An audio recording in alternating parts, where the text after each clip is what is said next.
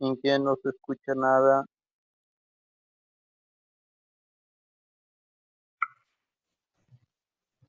Ahora sí se me escucha. ¿Cómo Sí, están, ¿en qué? chicos? Van a disculpar, qué Entonces, barbaridad. Yo ya explicando y emocionándome y no se me oía. Ya. Em, por favor, vamos a empezar entonces con el conductor, les decía, ¿sí? Porque este es un elemento muy importante para nosotros. Sí, habíamos hablado sobre la construcción de una línea de transmisión que requería diversos elementos que iban a permitir esta distribución de energía eléctrica que nosotros buscábamos, ¿verdad? Y uno de esos elementos importantes, como les iba diciendo, era el conductor. Porque la anterior semana nosotros habíamos empezado a analizar todos sus esfuerzos, ¿se acuerdan? Y habíamos destacado en especial dos, los transversales y los verticales, ¿sí? Y de hecho, en base a esos esfuerzos que produce este conductor a través de mi línea, lo que iba a suceder es que pues se iban a recién poder dimensionar las estructuras que los iban a soportar. Entonces, estos elementos son demasiado importantes dentro de lo que es mi línea de transmisión. ¿Ok? En base a ellos se dimensiona todo entonces, ¿sí? Entonces, como les iba diciendo, ¿sí? Como su compañero Vázquez nos decía en algún momento, estos conductores son gruesos, ¿no? Y evidentemente el grosor,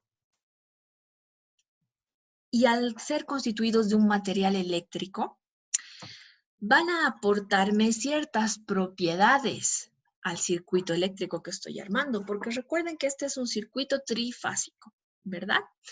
Pero vamos a ir analizando circuito por circuito, o sea, línea por línea, para este ejemplo en específico, ¿ok? Entonces, en algún momento yo les había mencionado que este conductor se va a asimilar o se va a comportar como una resistencia eléctrica, ¿sí? ¿Por qué se comporta como una resistencia eléctrica?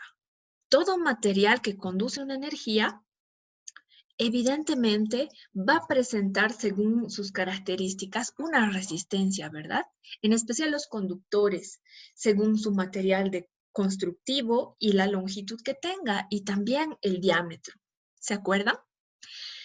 Entonces es por eso que yo los considero de alguna manera como una resistencia. Y el hecho de que se comporten de esta manera me va a llegar a producir pérdidas de energía, ¿no? Pero ¿qué tipo de pérdidas? Recuerden que las resistencias generan calor. Entonces la corriente, al circular por mi línea, va a desprender y va a hacer que yo pierda energía en forma de calor, ¿sí? Pero no es tan sencilla la situación en corriente alterna, ¿sí? También vamos a tener pérdidas por acumulación de campos magnéticos. Recuerden que estamos juntando tres circuitos porque son tres líneas, entonces vamos a tener una acumulación de campo magnético. Y es por eso que nosotros decimos, recuerden que quienes producen campo magnético y quienes consumen energía reactiva, quienes necesitan esa energía reactiva para funcionar son las bobinas, ¿verdad? Ellas son las encargadas de los campos magnéticos, pero también tienen su parte resistiva. Entonces, haciendo un análisis ya conjunto del paso de la corriente y el campo magnético que genera mi conductor, pues puedo llegar a decir que básicamente mi conductor se va a llegar a comportar también como una conexión en serie de lo que sería mi bobina con mi resistencia, ¿sí? Pero, ¿qué sucede? En algún momento también yo les había dicho, ¿sí? Que estos conductores van a considerarse con un efecto capacitivo, ¿sí? Vamos a ver cómo sucede esto, por qué nuestro conductor se comporta como un capacitor. Si ustedes se fijan, nosotros tenemos aquí en la primera gráfica nuestros conductores. Y recuerden que los conductores están aislados de todas las torres, ¿sí? En ningún momento están haciendo contacto ni con la Tierra ni entre ellos. Por lo tanto, si están aislados, están conectados, si se fijan, en paralelo, ¿sí? Y son conductores. Ahora analicemos. Esa es una de las condiciones que necesita un capacitor. ¿Pero qué es el aire? Recordemos que el aire funciona como un dieléctrico, como un aislante y en algunos casos se comporta también como un conductor, ¿sí? Pero cuando nosotros vamos a ir a dimensionar estas estructuras en alta tensión, nosotros vamos a considerarlo o vamos a hacer que la distancia entre los conductores por medio del aire haga que ese aire se comporte como un aislante. ¿Sí? ¿Qué les parece? Señores, -5, no vea los que inician su video, tengo aquí sus nombres. Muy bien, continuemos entonces. Como les iba diciendo, si ustedes también analizan qué es lo que está pasando, la Tierra es un conductor, ustedes en esa tercera imagen van a poder observar algo. La Tierra, ¿sí? Tiene un voltaje, habíamos dicho, igual a 0. Por lo tanto, se está comportando como también como un conductor, pero no está conectado directamente a ninguno de los capacitores y tampoco a la estructura esta. Por lo tanto, podemos decir que está aislado, ¿sí? Y si eso sucede, básicamente, haciendo un resumen de lo que habíamos dicho, sucede esto, donde nosotros podemos estar analizando a los conductores como láminas conductoras y al aire como un dieléctrico, ¿sí? Y básicamente esto nos lleva a la siguiente forma, a la forma de un capacitor en corriente continua, ¿verdad? Es por eso que les decía que estos conductores van a ir almacenando cargas en corriente alterna. No sé si se ha entendido esta parte, chicos, o tal vez ha quedado alguna duda.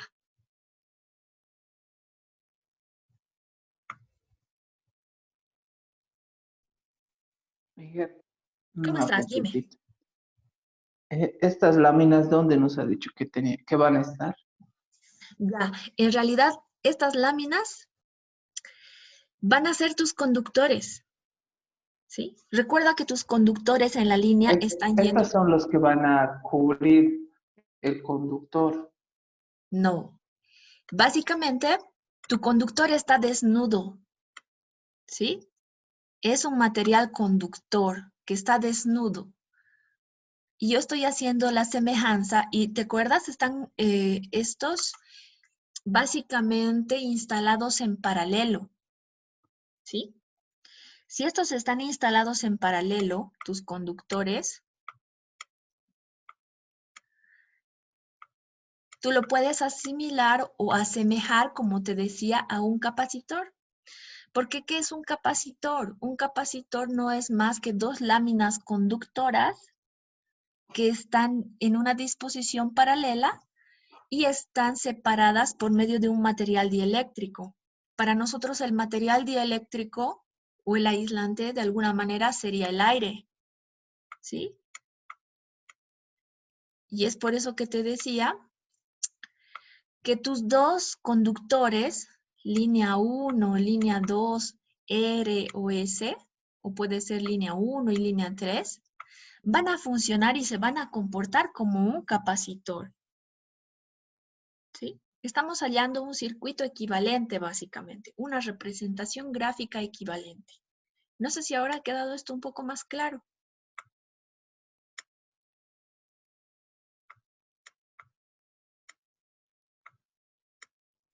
O sea, al mismo tiempo van a hacer que no pierda, no haya mucha caída de tensión, entonces.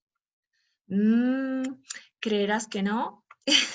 Vamos a ir hablando más adelante de eso. ¿Por qué necesito que ustedes entiendan que haya o que se comportan como un condensador? ¿sí? Porque yo les decía que estas líneas, cuando nosotros las vamos a desenergizar en algún momento, ¿sí? Recuerden que para nosotros como técnicos en electricidad es más seguro trabajar sin energía, ¿no? En desenergizado. Pero en alta tensión nosotros decimos que trabajar con tensión o trabajar sin tensión va a representar de todas maneras un peligro. Y va a representar de todas maneras un peligro, ¿por qué? Justamente porque se comporta como un capacitor y entre las líneas, a pesar de que tú les quites toda la energía, en determinado momento, por la longitud que tienen estos tramos grandes que habíamos visto, pues va a suceder esto, van a almacenar energía y vas a tener sí o sí una energía residual.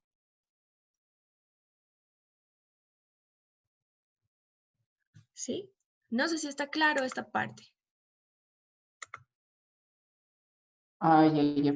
Y entonces, para poder desenergizar una línea completamente, se tendría que dejar sin energía una semana mínimo, imagino, porque son kilómetros que están conectados. Wow, esa es una muy buena pregunta. Pero ¿te acuerdas? A ver, ustedes que han hecho ya la materia de circuitos eléctricos 1 y seguramente en algún momento han oído hablar del flashback, sé que varios de ustedes llevan la materia de reparación de equipos eléctricos. ¿Cuánto tiempo les han dicho que ese capacitor tarda en descargarse?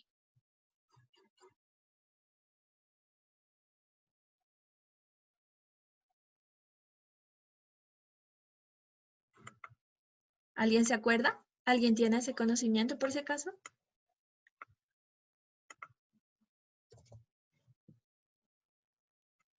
¿Nadie? Bueno, está bien, vamos a aprender. Les cuento que a mí me interesa mucho esta parte, ¿sí?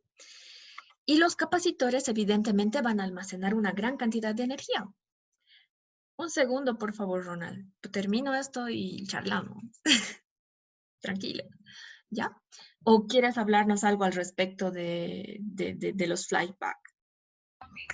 No, Liz, estaba preguntando más bien de la línea 1, línea 2 que está hablando, está formando un campo electromagnético y a la vez que usted dice que está formando un capacitador. Pero hay un problema, el campo magnético como está en altas tensiones, no sé si estoy bien o mal, no sé si repela o se atrae una línea con la otra. Y más, no sé si afecta también el efecto de la termodinámica, el efecto del calentamiento según el clima donde está puesto las líneas. Ya, de hecho se repele y se atrae a la vez, ¿no? Porque estamos hablando de corriente eléctrica alterna. Pero respondiendo primero lo de tu compañero Encinas, como les decía, eh, básicamente lo que está sucediendo es que esa cantidad de energía que está almacenando va a ser tan grande que va a ser difícil disiparla. Imagínate, nosotros necesitamos enviar todo lo que es energía eléctrica constantemente y las líneas de alta tensión deben garantizarte esa transportación energética. Por lo tanto, no puedes darte el lujo de desenergizar las 2 semanas para poder esperar a que se descarguen o tener la esperanza de que eso suceda. Te cuento que en realidad estas cantidades de energía son grandes. De hecho, el flyback nomás tiene 2000 y que está dentro de los televisores antiguos. Si no me equivoco, tiene 2000 kilovolts dentro de él. Y es un aparato bastante pequeñito, ¿sí? Los condensadores electrolíticos, los más pequeñitos que ustedes tienen, tengo entendido que por seguridad deben dejarse descargando mínimo 1 año o 2 para que estén completamente descargados. Pero Alicia, Entonces, en esa, lo que está hablando de la repelación, he visto también que otros le utilizan la línea de tierra, le disipan casi en 4 puntos diferentes. exacto, de eso voy a hablar ahora, ¿sí? Entonces, es por eso, como les decía, que se va a ir almacenando energía en las líneas, ¿sí? Pero son son 3 líneas. ¿Y qué es lo que se hace? Como su compañero Sarmiento decía, ¿sí? Aunque no es muy seguro realizar este procedimiento en alta tensión, debido a las grandes cantidades de energía. Lo que se hace usualmente en media tensión, que en algunos casos cuando el tramo es pequeño es aplicado a alta tensión, es básicamente, una vez que se ha desenergizado este circuito, cortocircuitar este tramo y básicamente aterrar, ¿sí? Para que esas cantidades de tensión acumuladas se vayan a disipar a la Tierra y podamos en teoría trabajar sin energía o con la menor energía residual posible en las líneas. Sin embargo, eso no siempre es posible, ¿sí? Porque ustedes saben que nosotros tenemos en las nuevas líneas de alta tensión lo que es doble terna, ¿ya? Eso significa que a una distancia cercana vamos a tener otro tramo energizado. Y este tramo energizado va a darnos un nuevo campo magnético en corriente alterna. Y estos conductores la van a recibir como un transformador, ¿no? Pero vamos a ir hablando más adelante de eso cuando vayamos viendo lo que es mantenimiento. Sarmiento, ¿cómo estás? Dinos. Dice una consulta más. Dime. También me olvidé de preguntarle, cuando se aterra también, no sé si se te afecta también los parásitos. ¿Cómo? A ver. Parásitos. ¿No serán corrientes parásitas? ¿Y qué pasa con ellas? Exacto, exacto. En ese sentido, como si estuviéramos estudiando biología. ¿Qué ha pasado? A ver, no te he entendido muy bien. Por favor, otra vez repite tu pregunta.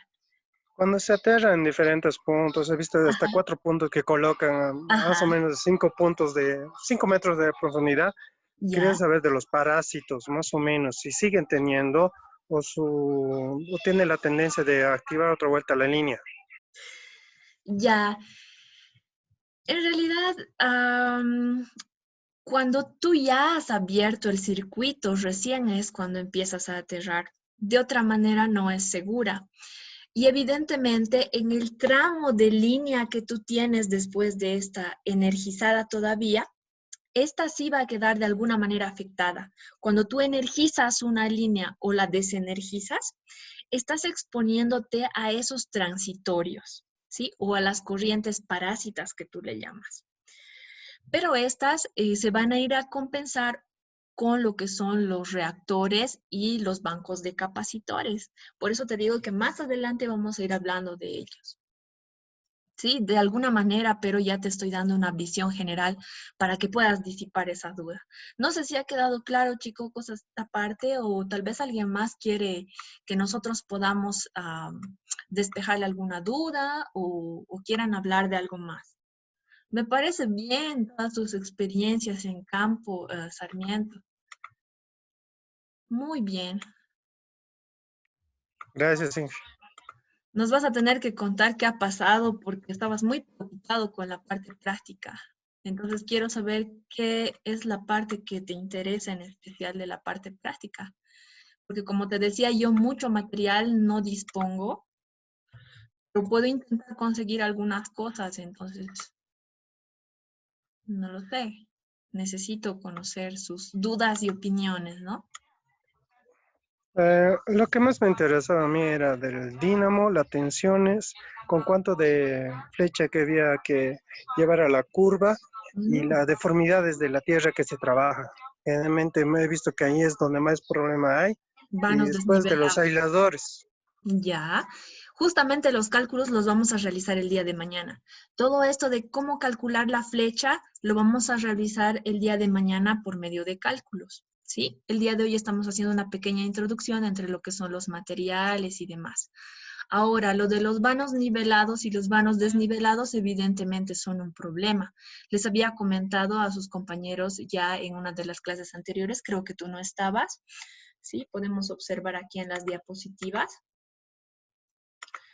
Sí, que los vanos desnivelados básicamente a mí me van a producir mayores esfuerzos, es por eso que son problemáticos, ¿no? Este tipo de vanos. Además, ¿qué es lo que sucede? Que el punto más bajo del conductor o la flecha no se encuentra a la mitad de la distancia como usualmente sucede en un vano nivelado, y debido a que este es un terreno irregular, pues puedo llegar a tener mayor problema, ¿no? Mayor acercamiento en esta parte, y eso debe ser tomado en cuenta y respetado por norma. Vamos a dimensionar también más adelante, como les decía, ¿no? Una estructura, qué tamaño debe tener en función de esa flecha, en función del conductor, ¿sí? Entonces, hasta aquí todos estamos bien.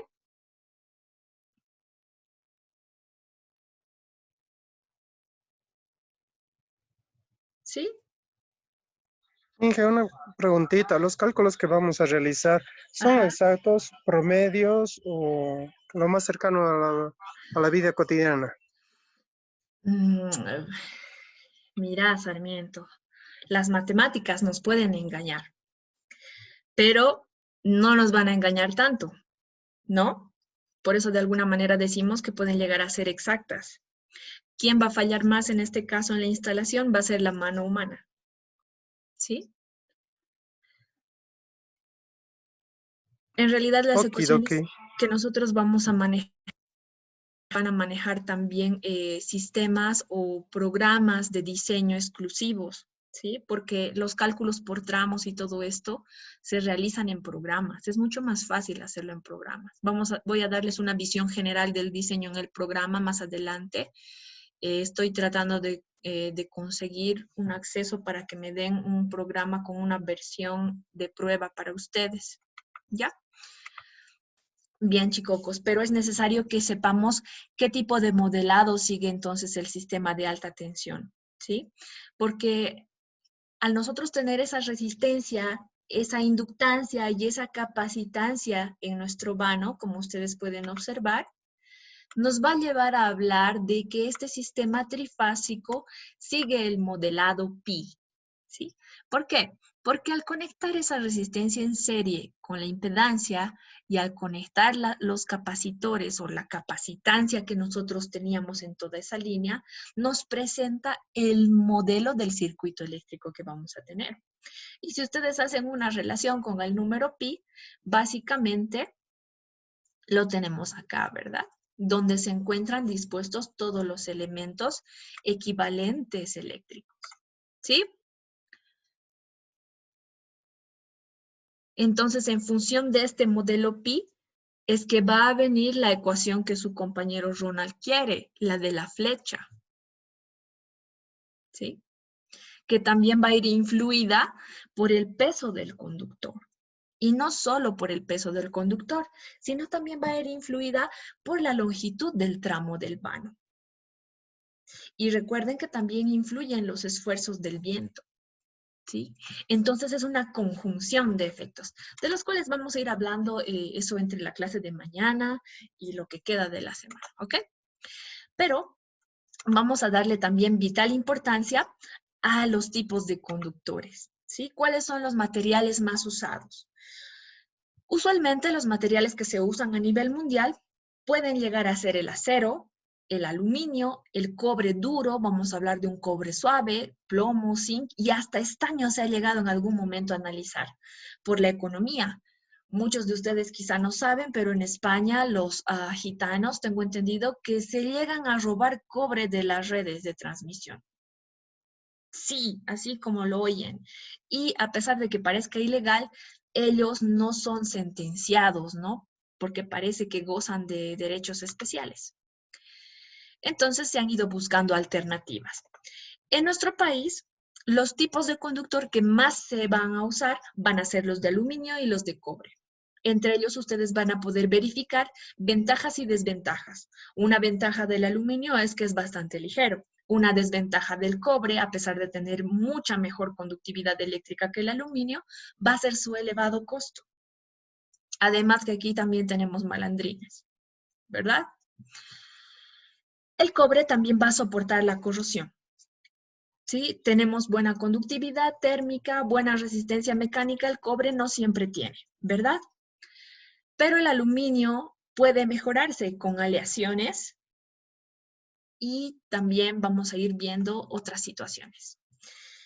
Habíamos visto que hay dos tipos de disposiciones o de instalaciones eléctricas en alta tensión. Yo les decía que la común es en la línea aérea, y en la línea aérea se van a ir a usar específicamente conductores de aluminio, ¿sí? Como ustedes pueden ver, aquí nosotros podemos también determinar el tipo de conductor que vamos a usar según la longitud de tramos, porque recuerden que cada elemento, tal como el cobre o el aluminio, van a tener una cantidad de elongación permisible y en función de la temperatura, estos van a tender a estirarse más, por así decirlo. Es por eso que quizá es importante para nosotros preocuparnos de lo que es por lo que es la flecha, ¿no? Las distancias de seguridad según normativa internacional que se deban seguir. Pero de eso vamos a hablar un poquito más a detalle también adelante. Como les iba diciendo, vamos a hablar específicamente para la línea aérea del conductor de aluminio. Vamos a hablar del AAC o el AAAC como conductor. Estos que son de o aluminio puro o en realidad pueden llegar a ser completamente de una aleación de aluminio, los AAAC. Estos son muy usados en nuestro país, ¿sí? Solo usamos dos. Este tipo ACAR, que tiene en realidad la parte del medio o el alma, como se le dice, de aleación de aluminio y la parte externa de aluminio, en nuestro país tengo entendido que no se usa, pero también tengo entendido que en los proyectos nuevos se lo está considerando, ¿sí? Y otro conductor que se usa bastante en nuestro país llegan a ser estos conductores desnudos del tipo ACSR. ¿Qué significa? Significa que tienen alma de acero, ¿sí? Son aluminio puro alrededor y recuerden que este se puede estirar o deformar bastante, pero el acero pues no va a estirarse. Entonces eso nos llega a limitar la flecha del conductor de alguna manera, ¿sí? Y además recuerden que el acero, al ser mucho más resistente, puede soportar muchos mayores esfuerzos que el conductor de aluminio, ¿sí? La pregunta quizás sería si esta parte de acero va a llegar a afectar en algo en la conductividad eléctrica del aluminio. En realidad ninguna, por el efecto skin que va a sufrir nuestro conductor. La corriente va a tender a irse por la parte donde está el aluminio y no así por donde se encuentra el acero, ¿sí? Es algo interesante de lo que también vamos a ir hablando un poco más a detalle con imágenes de una manera más bonita más adelante. Y como ustedes pueden ver, como su compañero también decía, no recuerdo su nombre ahorita, Vázquez, ¿sí? ¿Qué pasa con los conductores más gruesos? Si se fijan, usualmente los conductores, estos pequeños que tienen siete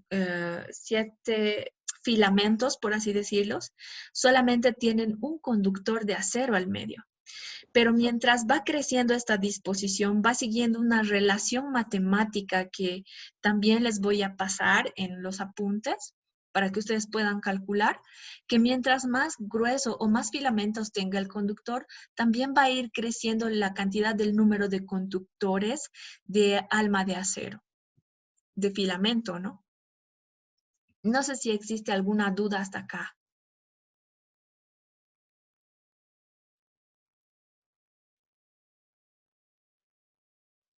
¿No? Ok, chicos.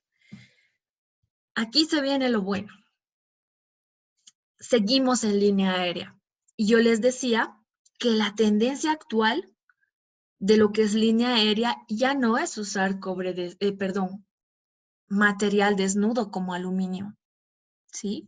La tendencia nos está llevando a la reducción del uso de material y está llegando a reemplazar, en especial en lugares donde hay más gente, porque supuestamente ese campo magnético influye de manera negativa en la población, ¿verdad?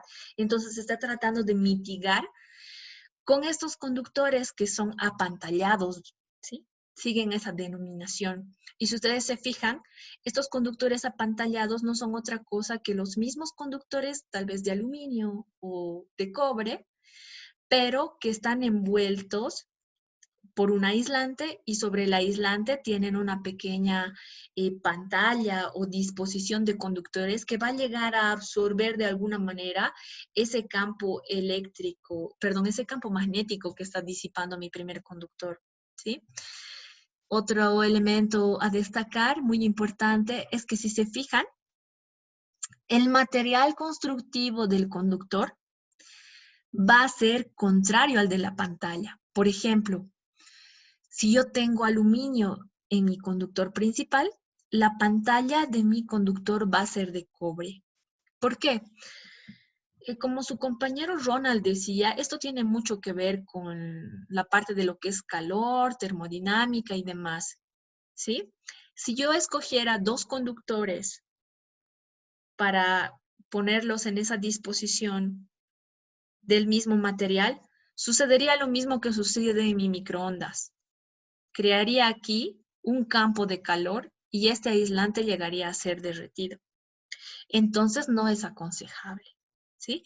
Es por eso que la pantalla siempre de estos conductores va a ser de un material muy diferente al del conductor principal, ¿ok? Y pues, si bien estos conductores para la parte de transmisión aérea son delgados, ¿sí? No son tan gruesos. La parte de la cantidad de corriente que va a atravesar a través de ellos tiene mucho que ver, ¿verdad? Antes que me olvide, vamos a hablar un poco de lo que es disposición de conductores subterráneos. Los conductores a línea subterránea también tienden a ser aislados, usualmente, pero estos tienden a ser de material cobre, ¿sí? Porque el cobre es mucho más maleable que el aluminio, ¿ok? Esta parte que yo quería recalcarles, básicamente en el grosor o del grosor de nuestro conductor, tiene mucho que ver con la fórmula de la ley de Ohm, ¿sí? La corriente básicamente tenía que ver con la resistencia. Pero para la potencia, que es lo que nosotros transmitimos o vamos a garantizar en continuidad, va a ser igual a la tensión por la corriente, ¿verdad? Pero si nosotros nos fijamos, matemáticamente hablando, vamos a decir que la corriente y la tensión están relacionadas de manera directa, ¿sí? Si yo quiero despejar esto, voy a tener una relación inversa, ¿no? Donde la potencia va a ser igual a la tensión dividida entre la corriente. Y de esta manera yo tengo una relación inversa. ¿Qué significa una relación inversa?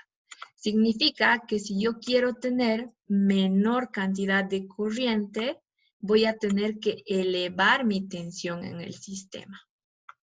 ¿Sí? Entonces es por eso que nosotros cuando hablamos de alta tensión, hablamos de tensiones elevadas. ¿Cuál es el objetivo? El objetivo es reducir la cantidad de corriente. ¿Por qué quiero reducir la cantidad de corriente? Recuerden que mientras más corriente tengo, yo voy a tener más pérdidas caloríficas, ¿no? Mientras más corriente pase por un conductor, necesito que un conductor sea más grueso y va a disipar más calor.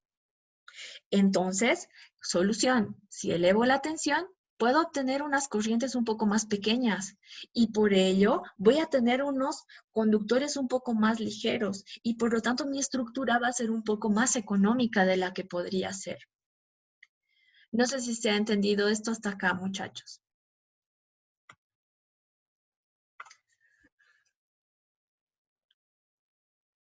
Se está poniendo muy interesante la cosa, ¿verdad?